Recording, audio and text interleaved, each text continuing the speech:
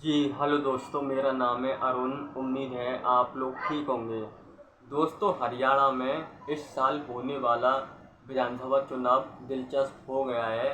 Indian national Lokdal जो हरियाणा में बड़ी पार्टी है, इन्होंने हरियाणा में होने वाले विधानसभा चुनाव के लिए बहुजन समाज पार्टी के साथ गठबंधन कर लिया है।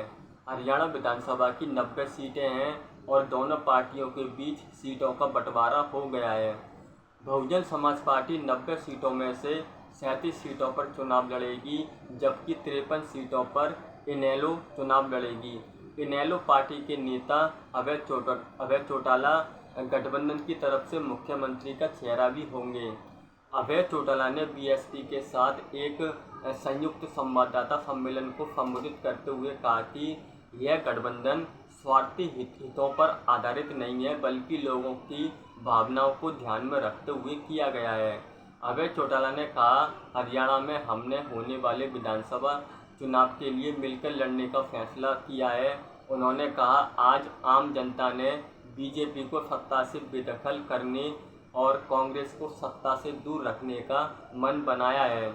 और बहुजन समाज पार्टी के नेशनल कोऑर्डिनेटर आकाश आनंद ने कहा कि हाल ही में बीएसपी अध्यक्ष मायावती और अभय चौटाला ने गठबंधन के संबंध में एक लंबी बैठक की थी और इस बैठक में यह तय किया गया कि हरियाणा की 90 विधानसभा सीटों में से बीएसपी 37 सीटों पर चुनाव लड़ेगी और बाकी 53 सीटों पर इनेलो चुनाव लड़ेगी।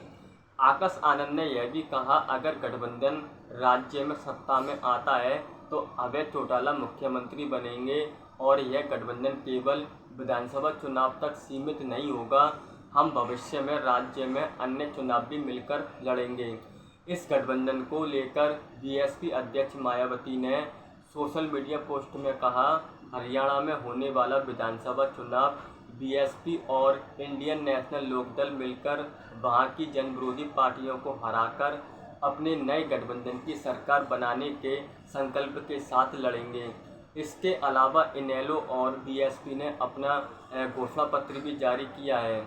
अभय चौटाला ने बताया कि हमारा एक साझा घोषणा पत्र है। प्रदेश में बदमाशों का दबदबा है, लेकिन यहाँ की सरकार रोकने में नाकाम रही है। चौधरी देवीलाल ने बुढ़ापा पेंशन शुरू की थी, जो आज 3000 रुपये है। सरकार बनने पर हम इसे 7500 रुपये करेंगे। पढ़े लिखे नौजवानों को नौकरी देंगे, साथ ही 21,000 रुपये भत्ता भी दिया जाएगा और SC ST की नौकरियां भरी जाएंगी। जो कोटा ख़त्म किया गया है उसे भी वापस दिया जाएगा। SC ST को 100 गज के मुफ्त प्लॉट दिए जाएंगे। SC ST बच्चों को मुफ्त कोचिंग दी जाएगी और SC और BC को सरकारी या निजी कॉलेजों में मुफ्त शिक्षा दी जाएगी।